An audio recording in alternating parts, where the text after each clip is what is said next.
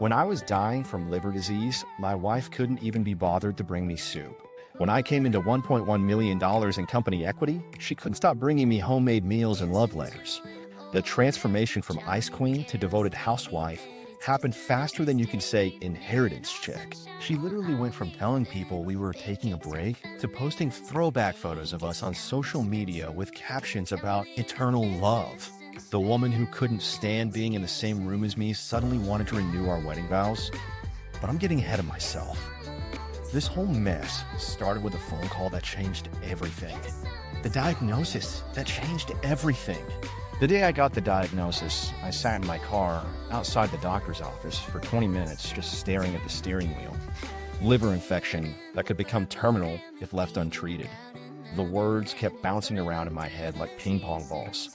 I drove home thinking about how to tell my wife, Sarah. I practiced the conversation in my head, settling on the direct approach, because that's what married couples do, right? They face the tough stuff together. I found her in the kitchen making dinner, humming some song from the radio.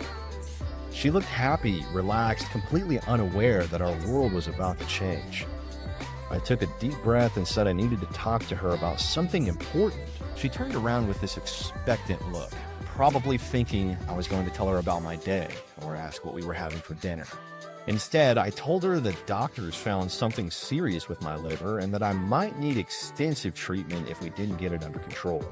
Her face went through about 5 different expressions in the span of 3 seconds. First surprise, then concern, then something that looked like calculation, and finally this weird mix of frustration and annoyance. Not the reaction I was expecting. I mean, I thought she might cry or hug me or ask a million questions about treatment options. Instead, she just stood there holding the wooden spoon like it was a weapon and said, "Are you serious right now?" The way she said it made it sound like I had just told her I spent our vacation fund on lottery tickets. The silence stretched out between us like a canyon. I started explaining what the doctor had told me about treatment options and lifestyle changes, but she wasn't really listening. She was doing that thing where she nods along, but her eyes are somewhere else entirely. When I finished talking, she asked how much it was going to cost. Not "how are you feeling?" or "what can I do to help?" but straight to the money question. I told her I wasn't sure yet, because we hadn't discussed treatment plans in detail, and she actually rolled her eyes. She rolled her eyes at her husband's potentially terminal diagnosis. Looking back, that financial question should have been my first clue about what was really going on in her head. Her priorities were about to become crystal clear, and they had nothing to do with my health. Over the next few days, her behavior got stranger. She acted like my illness was some kind of personal inconvenience that I had deliberately chosen to inflict on her. When I told her I needed to start a special diet, she complained about having to change her meal planning. When I mentioned that I might need to cut back on work to focus on my health, she started talking about how this was going to affect our budget. The woman was more concerned about our Netflix subscription than my survival chances. The worst part was how she talked about it to other people. I overheard her on the phone with her sister, and she was describing my condition like I had caught a really bad cold. She kept saying things like, "He's being dramatic," and "you know how men are when they get sick." When her sister asked if she was scared, Sarah actually laughed and said she was more worried about having to play nursemaid for the next few months. I stood there listening to her dismiss my life-threatening condition as if it was an attention-seeking stunt.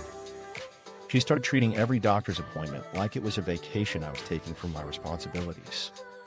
When I came home from getting blood work done, she would ask if I had fun at the hospital. When I needed to rest after particularly exhausting treatments, she would make comments about how nice it must be to take naps in the middle of the day. The sarcasm was so thick you could cut it with a knife. She made it sound like I was faking the whole thing just to get out of taking out the garbage. The breaking point came when I had to explain to her that my treatment schedule might interfere with her book club meetings. She had volunteered to host the next gathering, and I mentioned that I might need her help getting to some appointments around that time. You would have thought I asked her to cancel Christmas. She went into this whole speech about how she had been planning this for weeks, and how it wasn't fair that my health problems were going to ruin her social life. She actually used the phrase, "This is so typical of you," as if getting a serious disease was part of my regular routine. I tried to rationalize her behavior for weeks. Maybe she was just processing the news in her own way. Maybe she was scared, and this was how she dealt with fear. Maybe she was trying to stay positive by not dwelling on the negative possibilities. I came up with excuse after excuse because I couldn't accept that the woman I married was more concerned about her inconvenience than my mortality. Deep down, though, I knew something was fundamentally wrong with her reaction. The medical bills started rolling in, and suddenly she became very interested in my condition. Not in how I was feeling or what the doctors were saying about my prognosis, but in exactly how much each test cost and whether our insurance was going to cover everything. She started going through our finances with the intensity of an FBI agent investigating tax fraud. She made spreadsheets tracking every medical expense and kept talking about how we might need to make sacrifices to cover the costs. What really got to me was how she seemed more upset about the potential financial impact than the fact that I might not be around to worry about money at all. She would complain about having to skip her monthly spa appointments to save money, but she never once asked me if I was afraid or if I needed emotional support.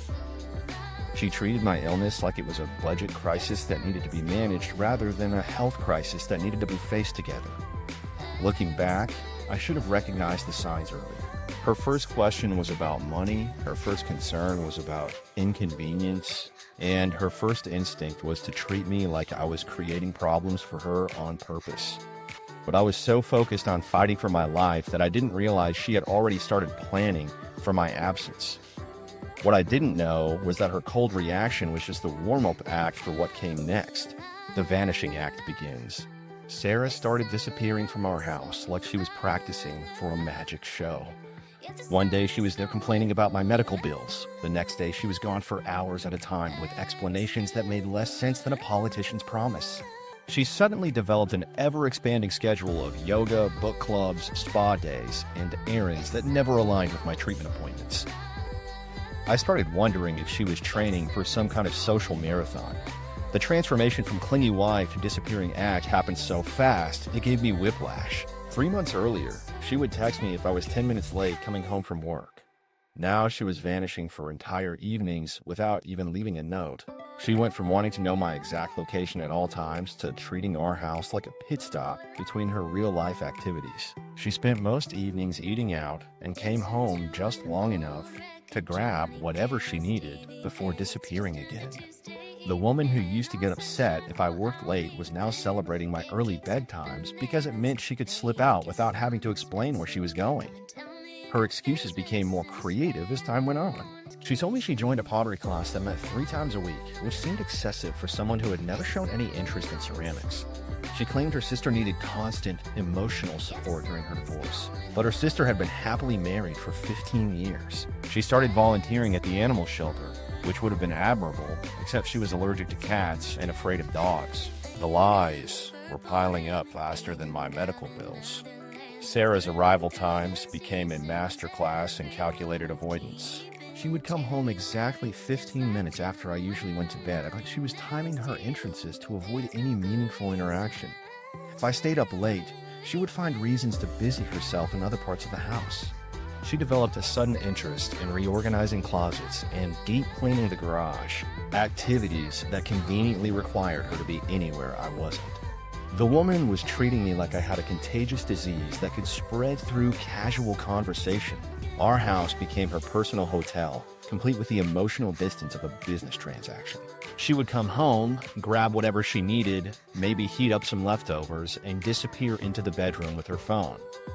No questions about how I was feeling, no updates about my treatment progress, no discussions about our day. She moved through our shared space like she was avoiding contact with a stranger. The only difference was that strangers usually acknowledge each other with a polite nod. The pattern became so obvious that I started keeping track of her schedule, just to see if my suspicions were correct. Monday through Friday, she was gone, from 7 in the evening until sometime after I fell asleep. Weekends were even worse because she would leave right after breakfast and return around dinner time, claiming she had spent the day with friends I had never met. When I asked to meet these mysterious friends, she would change the subject or say they were dealing with personal issues and weren't ready to socialize with couples. What really got to me was how she acted like my illness was somehow contagious to her social life. She stopped inviting friends over to our house, claiming she didn't want to burden them with my health problems. She declined invitations to parties and gatherings where spouses were expected, telling people I was too sick to attend and she didn't want to go alone. But apparently she was perfectly fine going to all these other mysterious social events without me. Her logic was more twisted than a pretzel factory.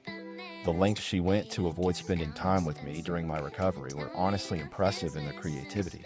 She volunteered to work overtime at her job, which was interesting because she had spent the previous 2 years complaining about being overworked. She signed up for a gym membership and claimed she needed to work out for 2 hours every day to manage her stress about my condition. She even started grocery shopping at stores that were 40 minutes away because they had better organic options for my special diet, which would have been touching if she hadn't been buying the same regular groceries we always ate. Her phone became permanently attached to her hand, and she guarded it like it contained state secrets. She would take calls in other rooms, claiming they were work-related or friend drama that I wouldn't be interested in. She started sleeping with her phone under her pillow, which she explained as wanting to be available in case of medical emergencies. The irony wasn't lost on me that she was more concerned about being available for other people's emergencies than dealing with the one happening in our own house. The breaking point came when I realized she was scheduling her absences around my treatment appointments. Every time I had a doctor's visit or therapy session, she would suddenly remember an urgent commitment that required her immediate attention. These absences aligned precisely with my hospital visits, like she had my medical calendar memorized and was using it as her personal schedule for avoiding me. She missed every single follow-up appointment, every consultation about my progress, every discussion about my prognosis. The woman who used to insist on coming to my annual physical suddenly had zero interest in my fight for survival. I started wondering what exactly she was doing during all these mysterious outings. The explanations didn't add up. The timing was too convenient, and her behavior was too calculated to be coincidental. She wasn't just avoiding me. She was actively creating distance between us, like she was preparing for something bigger. The way she guarded her phone, the secretive conversations, the late-night returns, all pointed to activities that went beyond her claimed social commitments. Her transformation from concerned wife to absent roommate was so complete that I barely recognized the woman I had married. She moved through our house like she was already mentally checked out of our relationship. The way she avoided eye contact, the way she rushed through conversations, the way she seemed relieved every time I went to bed early, all suggested that she was counting down the days until she could make her absence permanent. But even when she was physically present in our house, something fundamental had shifted in how she interacted with me. The art of emotional abandonment. She became a master of being physically present while emotionally checked out completely. Sarah perfected the art of existing in the same space as me without actually being there in any meaningful way. When I would come home from treatment sessions feeling drained and nauseous, she would be sitting on the couch watching television like nothing had happened. She would glance up when I walked in, maybe nod in acknowledgement, then immediately turn her attention back to whatever reality show was playing. It was like living with a polite stranger who happened to share my address. Our conversations transformed into something that made business meetings seem warm and personal. She would ask practical questions about my treatment schedule, but only so she could plan her own activities around my appointments. When I tried to tell her about how the medication was making me feel or what the doctors had said about my progress, she would respond with one-word answers and immediately change the subject to something about her day. She treated my health updates like weather reports that she had to endure before getting to the real news. The weirdest part was how she seemed more invested in our household plants than in my survival. She would spend 20 minutes every morning checking on her orchids, adjusting their position for optimal sunlight, and researching the best fertilizers online. Meanwhile, I could barely keep my breakfast down from the treatment, and she would just remind me to clean up after myself if I made a mess in the bathroom. The woman cared more about her ferns than her husband's fight for his life. Every attempt I made to reconnect with her was met with the same enthusiasm someone shows when calculating their taxes. I suggested we watch a movie together, and she said she was too tired, but then spent 3 hours scrolling through her phone. I asked if she wanted to take a short walk around the neighborhood since my doctor said gentle exercise would help my recovery, and she claimed she had already gotten her steps in for the day. When I brought up the idea of going to couples therapy to help us navigate this difficult period, she looked at me like I had suggested we join a circus. She acted like my recovery efforts were a personal insult to her existence. When I started following the strict diet my nutritionist had recommended, she complained that it was too complicated to cook separate meals and suggested I just eat whatever she was making. When I set up a meditation corner in our bedroom to help manage treatment anxiety, she said it was taking up too much space and asked if I could move it to the garage. She treated every positive step I took toward getting better like it was an inconvenience she had to accommodate. The strangest thing was how she made me feel like an unwelcome guest in my own house. She would rearrange furniture without asking me, claiming she was just trying to make the space more comfortable, but somehow every change made it less convenient for me to rest or move around easily. She started buying groceries that I couldn't eat because of my dietary restrictions, then would act annoyed when I reminded her about my limitations. She turned our bedroom into her personal office space, spreading her work papers across the bed and making it clear that my need for rest was interrupting her productivity. Living with someone who treated me like a burden was more exhausting than the actual illness. I felt like a guest in my own home, more drained by loneliness than by the treatment itself. She would sigh heavily whenever I asked for help with something simple, like reaching a glass from a high shelf when I was feeling weak. She started wearing headphones around the house constantly, which meant I had to tap her shoulder or wave my hand to get her attention for even basic communication. She created this bubble around herself that excluded me completely, even though we were sharing the same living space. Her lack of interest in my medical situation became almost comical in its completeness. When I came home from important doctor appointments with updates about my prognosis, she would be organizing her makeup drawer or doing other mindless tasks. She never asked about test results, never inquired about treatment adjustments, never showed curiosity about whether I was getting better or worse. She treated my fight for survival like background noise that she had learned to tune out. The breaking point came when I realized she was actively avoiding conversations about my health. I started to mention something the doctor had said. She would suddenly remember an urgent phone call she needed to make. If I tried to discuss my treatment timeline, she would interrupt with questions about paying bills or scheduling maintenance for the house. She turned every attempt at meaningful conversation into a logistical discussion about household management. What really got to me was how she seemed annoyed by signs of my improvement. When I had a good day and felt strong enough to help with household tasks, she would criticize how I loaded the dishwasher or folded the laundry. When my appetite returned and I started enjoying meals again, she complained that I was eating too much and driving up our grocery costs. She acted like my recovery was somehow making her life more difficult rather than something to celebrate. The emotional distance she created was so complete that we could go entire days without having a real conversation. She would leave notes about practical matters like whose turn it was to take out the trash or when the cable bill was due, but we never talked about feelings, fears, hopes, or anything that mattered. She turned our marriage into a business arrangement between roommates who happened to share financial responsibilities. Her behavior made me question whether she was staying in the marriage out of obligation rather than love. We went through the motions of being a wife without any of the emotional investment that should come with the role. She cooked dinner because someone had to. She paid her share of the bills because it was expected. She slept in the same bed because that was the arrangement. But none of it came from a place of caring about me as a person. The most telling sign was how she reacted to my emotional needs during treatment. When I had moments of fear about my prognosis and tried to talk to her about my concerns, she would shut down completely or redirect the conversation to practical matters. She treated my vulnerability like it was weakness that she didn't want to deal with. She made it clear that she was willing to handle the logistics of my illness, but not the emotional reality of what I was going through. Looking back, I realized her emotional detachment was preparing both of us for something much bigger than just distant behavior. She was systematically disconnecting from our relationship in a way that would make it easier for her to walk away completely.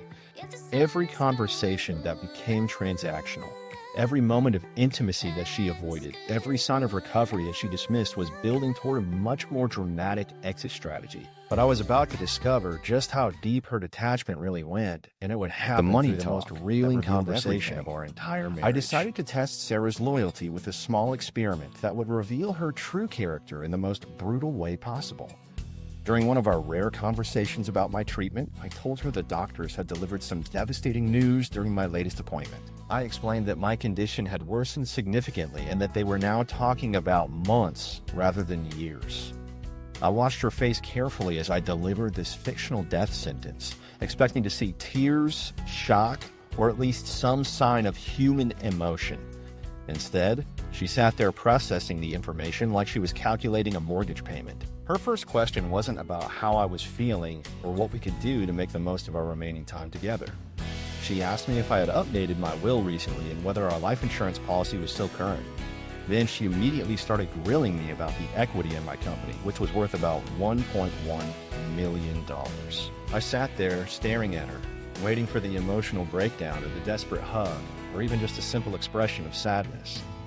What I got instead was a woman who had transformed into a financial advisor faster than you could say inheritance check. She pulled out her phone and started taking notes about our various accounts and investments. The ice-cold reaction to my fake terminal diagnosis was so shocking that I almost forgot I was lying. She asked me to walk her through all of our financial accounts because she needed to understand what she would be working with after I was gone. She used the phrase "after you're gone" like she was discussing a business trip rather than my death. The woman showed more emotion when her favorite restaurant changed their menu than when I told her I was dying. Sarah went from wife to financial planner in record time. She started asking about my retirement accounts, the equity in our house, and whether I had any investments she didn't know about. She wanted to know if my employer offered any death benefits and how long it would take to process life insurance claims. She was more thorough than an accountant preparing for tax season. I expected tears and got spreadsheet analysis instead. She literally asked me to make a list of all our assets so she could better understand her financial situation moving forward. The complete lack of emotional response to my supposed impending death was more chilling than any horror movie I had ever watched. She didn't cry. She didn't get angry. She didn't even seem particularly sad. She treated the news like I had just told her about a change in our cable package. When I mentioned that the doctors said I might have 6 months at most, she nodded and asked if that timeline was definite because she needed to plan accordingly. She was more concerned about scheduling conflicts and the fact that her husband was supposedly dying. What really got to me was how she was more worried about my bank account than my pulse. She spent 20 minutes asking detailed questions about our finances, but never once asked about my pain levels, my treatment options, or how I was coping emotionally. She wanted to know if I had any debt she didn't know about, and whether our mortgage would be paid off by my life insurance. She was treating my death like a business transaction that needed to be properly managed. The conversation revealed that I had married someone with the emotional depth of a calculator. She approached my terminal diagnosis with the same level of feeling she would use to balance a checkbook. When I told her I was scared about dying, she responded by asking if I had considered setting up automatic bill payments so she wouldn't have to worry about managing the household finances immediately after my death. She was more concerned about practical logistics than providing any kind of emotional support. Her questions became increasingly specific and disturbing. She wanted to know if I had any business partnerships that might complicate the transfer of assets. She asked about my company stock options and whether they would vest immediately upon my death. She was essentially conducting a financial audit of our marriage while I was supposedly on my deathbed. The moment that really opened my eyes was when she asked me to remove any passwords or security measures from our joint accounts because she didn't want to deal with bureaucratic delays after I died. She said it would be easier if she had full access to everything right away. She was already planning her post-husband life with the efficiency of someone organizing a move to a new apartment. She wasn't grieving the loss of our relationship. She was preparing for the transition to single life. I realized she had been mentally preparing for my death since my diagnosis, but not in the way a loving spouse would. She wasn't preparing emotionally for the loss of her partner. She was preparing financially for the benefits of my absence. She had already calculated what my death would mean for her bank account and was just waiting for the official confirmation.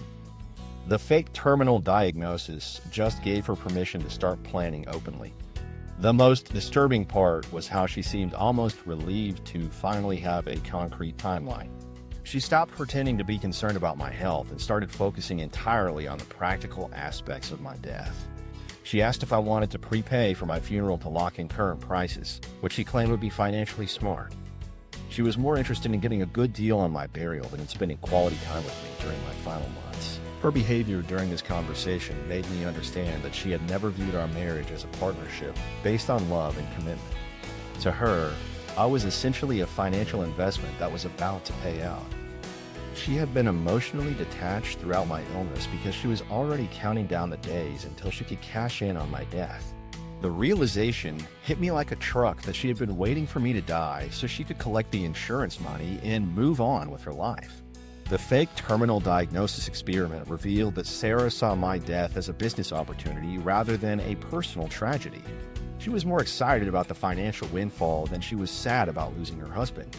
She had already mentally moved on from our relationship and was just waiting for the legal formalities to be completed. The woman I had married was essentially a gold digger who had been playing the long game, waiting for my illness to eliminate me so she could profit from my death. This conversation changed everything about how I viewed our marriage. I realized that her emotional distance, her mysterious absences, and her complete lack of support during my illness were all part of her preparation for becoming a wealthy widow. She wasn't just waiting for me to die, she was actively planning for it. The test had worked perfectly, exposing her true priorities in the most shocking way possible. But as it turned out, her financial planning was just the beginning of what she had in mind for her future. The replacement husband auditions. Within weeks of my fake terminal diagnosis, Sarah began dating multiple men openly while I was supposedly dying, using our home as her launchpad for romantic adventures. The woman, who had been emotionally absent for months, suddenly developed an active social life that involved a rotating cast of male companions. She started going out on what she called friend dates with men I had never heard of before. These mysterious gentlemen would pick her up at our house while I was supposedly dying in the next room. She would get dressed up in outfits that she claimed were just casual clothes for grabbing coffee, but the amount of makeup and perfume suggested she was preparing for something more significant than a friendly chat. Her dating activities while still technically married to a supposedly terminal patient showed a level of shamelessness that was honestly impressive. She would come home from these encounters and tell me about her wonderful evening with just a friend from work or someone she met at yoga class. The stories became increasingly elaborate as she tried to explain why she needed to spend 4 hours having dinner with these platonic companions. She described these men with the enthusiasm of someone reviewing products on a shopping website, mentioning their careers, their hobbies, and their financial situations in suspiciously detailed ways. Sarah treated finding a new partner like shopping for a car, comparing features and benefits with the analytical precision of a consumer research report. She would mention how one guy was really successful in real estate, but maybe a little too serious, while another was fun and spontaneous, but didn't seem as financially stable. She discussed their personalities, their career prospects, and their relationship history like she was evaluating investment opportunities. The woman was essentially conducting market research on potential husbands while her current husband was supposedly on his deathbed. The absurdity of her coming home from dates while I was lying in bed fighting for my life was something that belonged in a dark comedy movie. She would walk through the front door at midnight, humming cheerfully and checking her phone for messages from her evening companion. When I asked how her night went, she would launch into detailed descriptions of the restaurant they went to, the conversation they had, and how much she enjoyed his company. She talked about these men with more enthusiasm than she had shown about anything related to our marriage in months. Her complete lack of subtlety made a neon sign advertising her availability look discreet by comparison. She started buying new clothes specifically for these outings, claiming she needed to update her wardrobe because all her existing outfits were too depressing for social situations. She got a new haircut, started wearing different perfume, and began carrying a purse that I had never seen before. She was essentially rebranding herself as a single woman while still living in our shared home with her supposedly dying husband. My disbelief at her complete lack of shame or discretion grew with each passing week. She would take phone calls from these men in our living room, laughing and flirting like I wasn't sitting 10 feet away dealing with treatment side effects. She saved their contact information in her phone under obviously fake names. When I pointed out that she had never mentioned these people before, she would claim that she had told me about them, but I probably forgot because of my medication affecting my memory. Sarah was more excited about her dating life than most teenagers experiencing their first romance. She would spend hours getting ready for these outings, trying on multiple outfits and asking me which one looked better. The irony of asking her dying husband to help her dress for dates with other men was apparently lost on her. She would talk about upcoming plans with these gentlemen with the same excitement that people usually reserve for vacation planning or major life achievements. Our home became her personal changing room between romantic encounters. She would rush in from work, shower, change clothes, and head back out for her evening activities. She treated our bedroom like a hotel room where she got ready for her real life, which apparently took place everywhere except in our house. She started keeping different perfumes for different occasions and had multiple outfits hanging in the closet that she claimed were for various social commitments. The pattern became so obvious that I started wondering how long she planned to keep up this charade. She was essentially living a double life, playing the role of concerned wife during the day and available single woman at night. She had created this elaborate fiction where she was supporting me through my illness while simultaneously auditioning replacements for when I was no longer around. The woman was more organized than a professional event planner managing multiple client relationships. Her phone became the center of her universe, constantly buzzing with messages from her various gentleman friends. She would smile and giggle while texting during dinner, claiming it was just her sister or a coworker sharing funny stories. She started taking her phone with her everywhere, even to the bathroom, because she couldn't risk missing any important communications from her dating network. The device was practically surgically attached to her hand. The most disturbing part was how she seemed to be testing different men for various qualities she wanted in a permanent partner. She would come home from dates and make casual comments about how successful one guy was in his career or how another one owned his own home. She was essentially conducting interviews for the position of husband number 2, while husband number 1 was still technically alive and present in the house. Her behavior suggested that she had already mentally moved on from our marriage and was just waiting for the right replacement to make himself available. She talked about these men's long-term potential in ways that made it clear she was thinking beyond casual dating. She would mention their family backgrounds, their relationship history, and their life goals like she was evaluating candidates for a permanent position. The timeline of her dating activities perfectly coincided with my supposed decline in health. The sicker I supposedly became, the more active her social life grew. She seemed to view my terminal diagnosis as a green light to start shopping for my replacement without any of the messy complications of actual divorce proceedings. She was essentially waiting for nature to take its course while preparing for her next chapter. Her complete lack of guilt or shame about the whole situation was the most shocking aspect of her behavior. She acted like dating other men while married to a dying spouse was perfectly normal and reasonable. When I expressed confusion about her social schedule, she would act offended and claim that she needed emotional support during this difficult time. She turned her infidelity into a form of self-care that I was supposed to understand and support. Around this time, she also started renting out rooms in our house to help cover expenses, which she claimed was necessary because of my medical bills. The irony wasn't lost on me that she was bringing strangers into our home while simultaneously bringing strange men into her life. She was covering all her bases, ensuring financial stability while shopping for emotional replacement. Looking back, I realized that her replacement husband auditions were just the final phase of her exit strategy. She had been planning her departure since my diagnosis, and these dates were her way of ensuring a smooth transition from one relationship to the next. She wasn't just preparing to leave me. She was preparing to land directly in the arms of someone who could provide the financial security and healthy lifestyle she wanted. But her careful planning was about to accelerate into something much more direct and brutal. The divorce demand that broke the camel's back.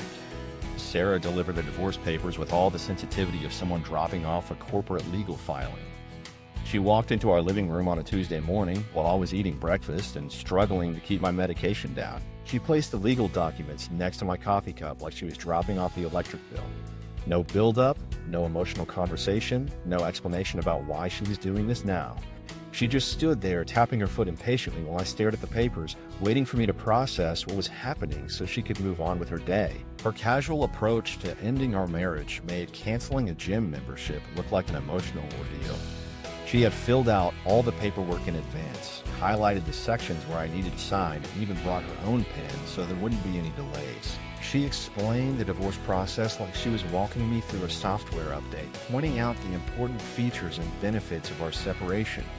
She mentioned how the no-fault divorce would be quicker and cheaper than other options, like she was comparing phone plans rather than dissolving a marriage.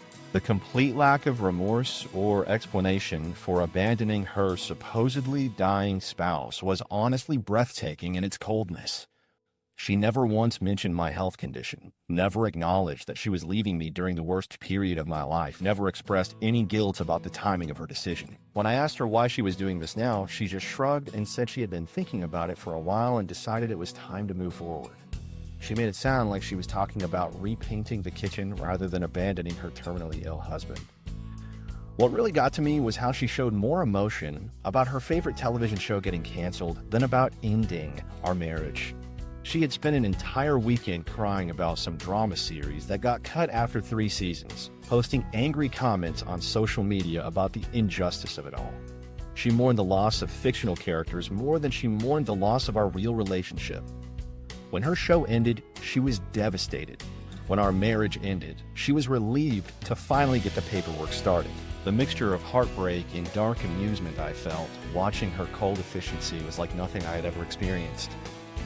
Part of me was crushed by how easily she was walking away from everything we had built together. But another part of me was fascinated by the clinical precision with which she approached destroying our life. She had transformed from emotional wife to corporate lawyer in a matter of months, handling our divorce with the same detachment she might use to negotiate a business contract. Sarah's eagerness to finalize everything quickly made it seem like she was afraid I might recover before the papers were signed. She kept asking about timelines and whether there was any way to speed up the legal process. She suggested we use a mediator instead of going through traditional court proceedings because it would be faster and less complicated. She was pushing for the quickest possible resolution, like she was worried that delays might somehow interfere with her plans. The urgency in her voice suggested she had a deadline that she wasn't sharing with me. Her rush to complete the divorce proceedings felt like she was racing against time for reasons that had nothing to do with legal efficiency. She would call me multiple times a day asking if I had signed the papers yet and when I planned to return them to her attorney. She offered to handle all the administrative details herself if I would just provide my signature and stay out of the process. She was treating our divorce like a business deal that needed to close before market conditions changed. The pressure she put on me to agree to everything quickly was so intense that it made me suspicious about her real motivations. She kept emphasizing how simple and straightforward the whole process would be if I just cooperated and signed everything without making changes. She wanted my signature, not my input, on the terms of our separation. I agreed to let her live in our leased house for the remaining 1.5 years, which seemed to relieve some of her anxiety about the timeline. I started to realize that her timeline was based on something other than just wanting to move on with her life. The way she talked about the divorce suggested she was working toward a specific date or event that required our marriage to be officially over. She mentioned wanting to have everything finalized before the end of the year, which seemed arbitrary until I considered what else might be happening in her life around that time. Her mysterious social activities and her replacement husband auditions suddenly made more sense in the context of her divorce timeline. The decision to let her think she was getting away with this calculated betrayal was the hardest choice I had made since my diagnosis.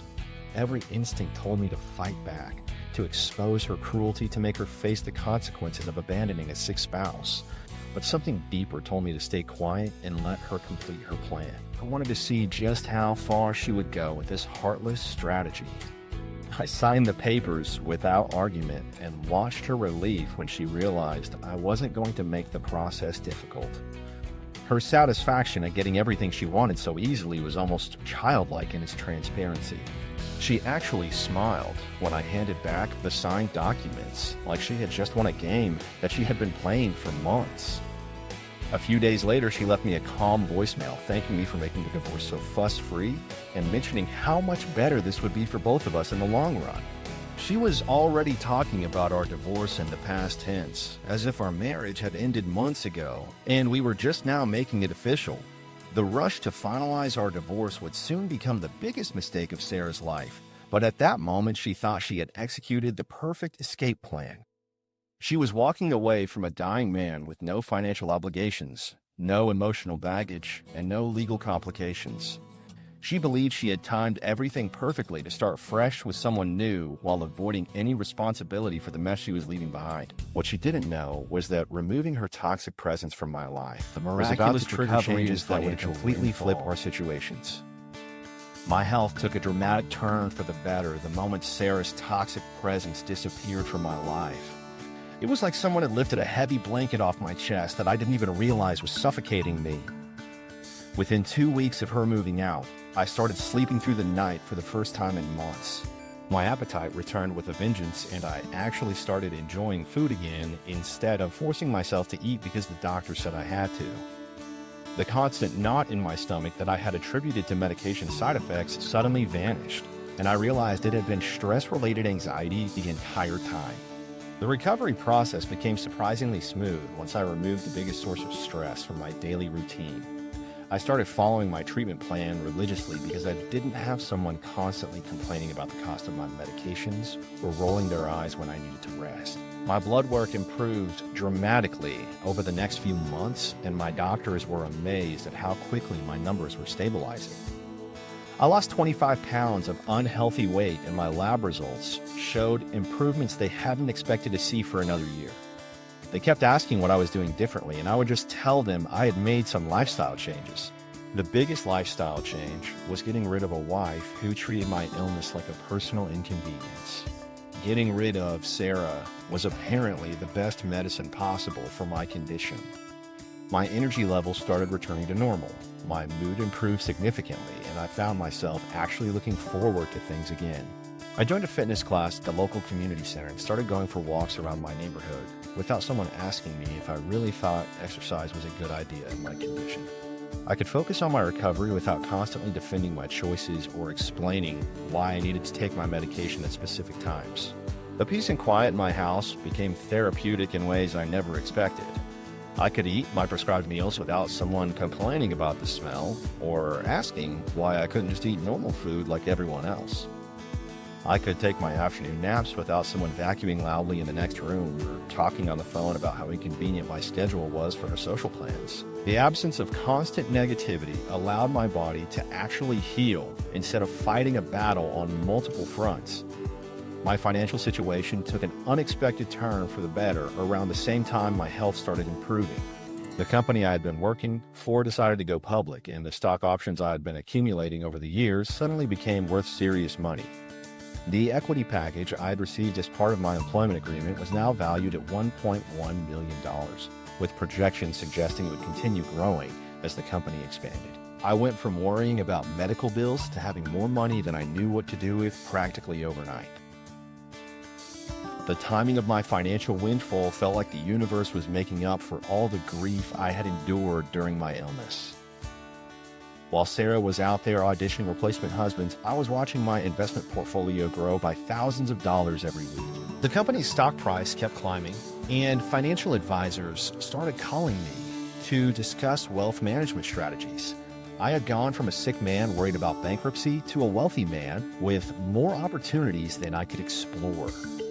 Life has a funny way of rewarding people who survive difficult situations with grace and dignity. While I was focusing on my health and recovery, the universe was apparently working behind the scenes to set up my financial success. The stock options that had seemed like a nice bonus when I was healthy became a life-changing windfall when I needed them most.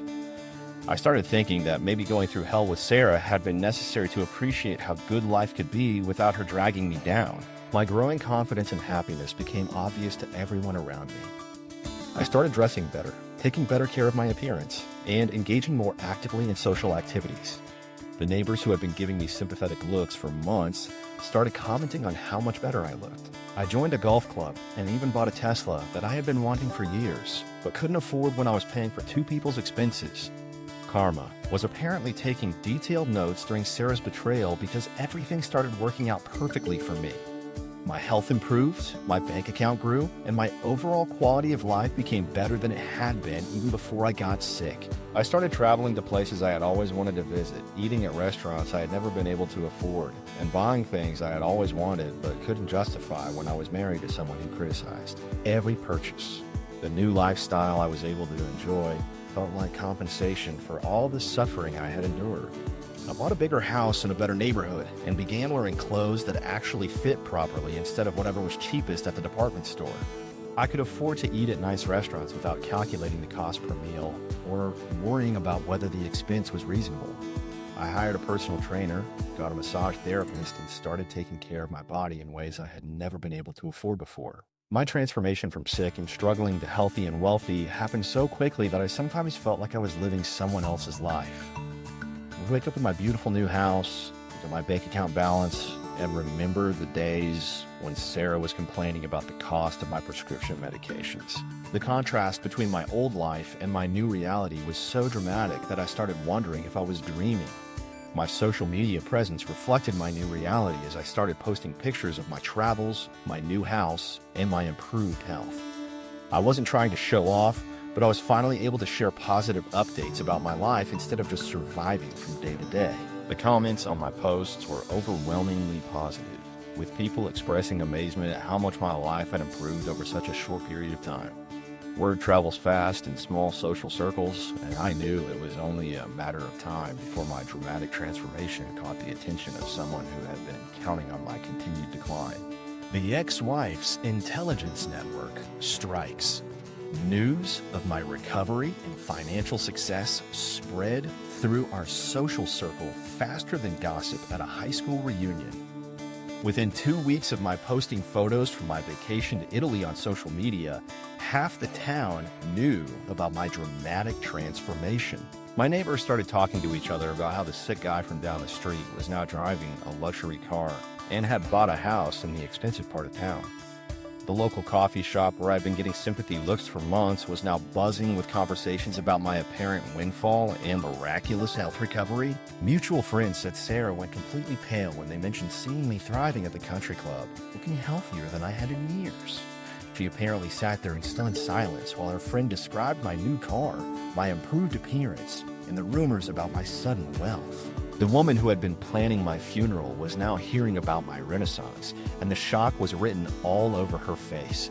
She probably felt like she had sold Amazon stock right before it exploded into a $1 trillion company. The timing of her exit from my life could not have been worse for her financial prospects. She had walked away from a marriage just months before I hit the jackpot, and now she was watching from the sidelines as I lived the life she had always wanted. The irony was so thick you could cut it with a knife. She had abandoned ship just before it reached the treasure island. Her frantic research into my current situation and financial status began almost immediately after the news reached her. According to friends who still talk to both of us, she started asking detailed questions about my health, my living situation, and my apparent wealth. She wanted to know how much money I had actually come into, whether my recovery was permanent, and what my long-term financial prospects looked like. She was conducting market research on her ex-husband, like she was considering a major investment opportunity. Sarah went from showing zero interest in my life to becoming a private investigator overnight. She started following my social media accounts under fake names, asking mutual friends about my activities, and even driving past my new house to see what kind of car was in the driveway. The woman who couldn't be bothered to ask about my doctor appointments was now tracking my every move like a detective working a missing persons case. Her sudden fascination with my life was both flattering and disturbing. The growing panic in her voice when she talked to friends about my situation was apparently obvious to everyone around her. She kept asking the same questions over and over again, trying to piece together the timeline of my recovery and financial windfall. She wanted to know exactly when I had started feeling better, when the money had come through, and whether I was dating anyone new. Her casual inquiries became increasingly desperate as she realized the magnitude of what she had walked away from. Sarah was experiencing buyer's remorse on a cosmic level. She had traded in what she thought was a dying man with mounting medical bills for the freedom to find someone healthier and wealthier. Instead, she had given up a recovering man who was about to become independently wealthy. The trade-off she had calculated so carefully in her head had backfired spectacularly. She was now single, living in a small apartment, and watching her ex-husband live the dream life she had always wanted. Her desperate attempts to gather information about my new life became more aggressive as weeks passed. She started showing up at places where she knew I might be, claiming it was just a coincidence that she was shopping at the same grocery store or working out at the same gym. She would make small talk with people who knew me, fishing for details about my health, my finances, and my social activities. She was conducting surveillance operations disguised as casual encounters. The reconnaissance mission she was conducting would have impressed intelligence agencies with its thoroughness. She researched my company's stock performance, looked up property records for my new house, and even tried to find out how much my new car had cost. She was building a complete financial profile of my current situation and probably calculating exactly how much money she had walked away from when she filed for divorce. Sarah's friends started getting uncomfortable with her constant questions about my life. They told her she seemed obsessed with my recovery and financial success, and that maybe she should focus on moving forward with her own life instead of dwelling on her ex-husband's good fortune. She couldn't let it go. She was like someone who had thrown away a lottery ticket and then discovered it was worth millions. The regret was consuming her completely. The realization that she had made the worst decision of her life was hitting her in waves. Every new piece of information about my improved circumstances made her divorce decision look more foolish in retrospect. She had been so certain that I was going to die and leave her with nothing but medical debt. Instead, I had recovered completely and ended up with more money than she had ever imagined possible. Her calculated abandonment had turned into the biggest mistake of her life. Her research revealed that my company's stock options had made me wealthy beyond anything she had expected when we were married. She discovered that my new house was worth 3 times what our old house had been, and that I was apparently living a lifestyle that she had always dreamed about but never thought we could afford. The life she was observing from a distance was the exact life she had always wanted for herself. The investigation she was conducting into my current situation became more frantic as she realized that her window of opportunity was rapidly closing. If I started dating someone seriously, her chances of getting back into my life would disappear completely.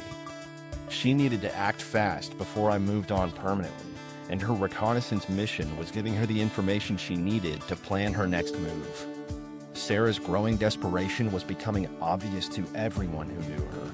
She would bring up my name in conversations that had nothing to do with me, asking random questions about my health and finances that seemed completely out of context. She was clearly thinking about me constantly, probably calculating different scenarios for how she might be able to reconnect with me and get back into my life. The magnitude of her mistake was becoming clearer to her with each passing day. She had abandoned a marriage that was about to become everything she had ever wanted, and now she was watching someone else live her dream life. The buyer's remorse was eating her alive, and her surveillance mission was about to lead to direct action. She was preparing to make her move, and I was about to discover just how far she would go to try to undo the biggest mistake of her life: the Shameless reconciliation campaign. Sarah launched a reconciliation campaign that would make desperate politicians during election season subtle and restrained. The woman who had treated me like I was carrying a contagious disease for months suddenly transformed into the most devoted wife character you could imagine. She started calling me multiple times a day, sending text messages about how much she missed me, and showing up at places where she knew I would be. The transformation was so dramatic that people who knew her were asking if she had suffered some kind of head injury that completely changed her personality. Her sudden shift from ice queen to loving soulmate happened so fast it gave everyone around her whiplash. 3 months earlier, she couldn't stand being in the same room as me without sighing dramatically and checking her phone every 30 seconds. Now she was telling people about how our love story was like something from a romantic movie, and how she had made a terrible mistake by letting me go. She went from treating our marriage like a prison sentence to describing it as the greatest love affair of the century. The pathetic attempts she made to rewrite history and pretend she never abandoned me were honestly impressive in their creativity. She started telling friends that she had only left because she was so heartbroken about my illness that she couldn't bear to watch me suffer. She claimed that our divorce was actually her way of protecting me from the stress of trying to take care of her emotional needs while I was fighting for my life. She turned her cruel abandonment into a noble sacrifice that she had made for my benefit. Sarah had less authenticity than a $3 bill trying to pass for real currency. Everything about her new persona felt scripted and rehearsed, like she had been practicing her lines in front of a mirror for weeks. She would show up at my favorite restaurant and act surprised to see me there, then launch into prepared speeches about how much she regretted our separation. She talked about our relationship with the same emotional depth that someone might use to describe their favorite television show. Her increasingly desperate tactics included mass-produced apologies with generic sentiments that could have been copied from greeting cards, complete with fake tears she could turn on and off like a faucet. She sent flowers to my workplace with notes about second chances and eternal love, making my co-workers wonder if I was dating someone new. The gifts kept coming with calculated precision, each one designed to show she had been paying attention to my improved lifestyle and financial situation. Sarah started showing up at my house, uninvited, claiming she had left important belongings there that she needed to retrieve. She would arrive with elaborate explanations about why she needed to search through closets and storage areas, but she always seemed more interested in talking to me than actually finding anything. She used these visits as opportunities to comment on how much better the house looked since I had been taking care of it myself, as if she was hoping I would realize how much I missed having her around. The manipulation tactics she employed were so obvious that they belonged in a textbook about emotional manipulation. She would bring up happy memories from our marriage at strategic moments, trying to make me nostalgic for the good times we had shared. She would apologize for specific things she had done wrong, but only the minor infractions that were easy to admit to, while completely ignoring the major betrayals that had actually destroyed our relationship. Her social media presence became a shrine to our former relationship, posting throwback photos of us together with captions about eternal love and how true love conquers all obstacles. She shared quotes about forgiveness and second chances that were clearly directed at me, hoping that mutual friends would encourage me to give her another opportunity. She was conducting a public relations campaign designed to make me look heartless if I didn't take her back. Sarah's friends started reaching out to me on her behalf, claiming that she was genuinely sorry for how she had treated me and that she deserved another chance to make things right. They described her as heartbroken and desperate, painting a picture of a woman who had realized she had made the biggest mistake of her life. They presented her case like they were lawyers, arguing for a client who had been wrongly convicted. The desperation in her voice when she called me became more obvious with each conversation. She would start each call trying to sound casual and friendly, but within minutes she would be pleading with me to meet her for coffee so she could explain herself properly. She kept saying that she had learned from her mistakes and that she was a different person now, but she could never explain what exactly had changed about her besides her awareness of my financial situation. Her complete lack of shame in pursuing someone she had so cruelly discarded was the most shocking aspect of her campaign. She acted like our divorce had been some kind of misunderstanding that could be easily resolved with enough romantic gestures and heartfelt apologies. She conveniently forgot about all the times she had treated me like an inconvenience, all the dates she had gone on while I was supposedly dying, and all the cold calculations she had shown when discussing my terminal diagnosis. The performance she was putting on was worthy of an Oscar nomination, but it was also completely transparent in its motivations. Every gesture, every tear, every heartfelt speech was clearly calculated to achieve a specific result. She wasn't trying to win back someone she loved. She was trying to regain access to a lifestyle she wanted. Her relentless campaign was building toward an inevitable confrontation where all her efforts would finally meet the response they deserved. I delivered what was probably the most satisfying rejection in relationship history when Sarah finally cornered me at my favorite coffee shop for what she called an urgent conversation. She had been calling me nonstop for 3 days, sending increasingly desperate text messages about how we needed to talk about our future together. When I finally agreed to meet her, she showed up dressed like she was going to a job interview, complete with the fake smile and rehearsed talking points she had been practicing. She sat down across from me and launched into this prepared speech about how much she missed me and how our divorce had been the biggest mistake of her life. My response was calm and collected in a way that clearly caught her off guard. I listened to her entire presentation without interrupting, nodding politely while she went through her list of reasons why we belonged together. When she finished talking, I simply said that I appreciated her honesty, but that I had moved on with my life and wasn't interested in reconciling.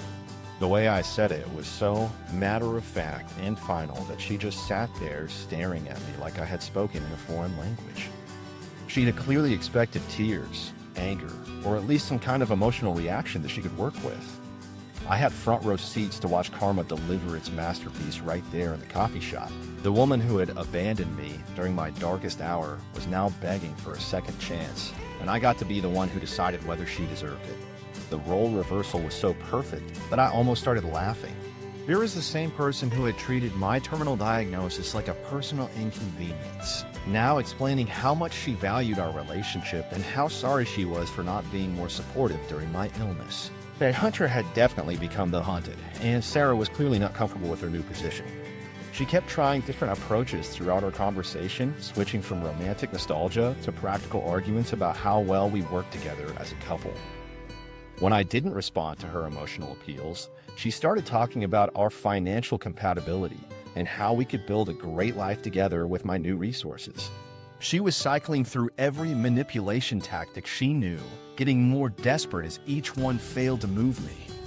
My satisfaction at finally being able to say no to someone who had shown me no mercy during my illness was deeper than any feeling I had experienced in years. This was the same woman who had rolled her eyes when I mentioned my treatment schedule, who had complained about the cost of my medications, who had filed for divorce when she thought I was dying. Now she was sitting across from me asking for forgiveness and understanding, and I got to be the one who decided she didn't deserve either. I relished delivering the no ring, no flowers final verdict to someone who had calculated my worth based on my bank account and life expectancy. Rejection tastes sweetest when it's well-deserved. And Sarah had earned every bit of the disappointment she was experiencing. The way she had treated me during my illness had been so cold and calculated that I felt zero guilt about denying her request for reconciliation. She had made her choices when she thought I was weak and vulnerable, and now she had to live with the consequences of those choices. The fact that she was experiencing the same kind of rejection and abandonment that she had put me through felt like perfect justice. Sarah's shock at discovering her charms no longer worked on me was written all over her face. She kept trying to touch my hand across the table, giving me the same flirtatious looks that had probably worked on her replacement husband candidates. She laughed at things I said that weren't funny, complimented my appearance, and even suggested we go somewhere more private to continue our conversation. All the techniques that had probably been effective during her dating adventures were falling flat with me. The realization that she had permanently burned this bridge was starting to sink in as our conversation continued. She could see that I wasn't softening toward her despite her best efforts, and her desperation was becoming more obvious with each passing minute. She started making bigger promises about how different things would be if we got back together, how much she had learned from her mistakes, how she would never take me for granted again. The bigger her promises became, the more pathetic she sounded. The breaking point came when she started crying real tears, not the fake ones she had been using for dramatic effect.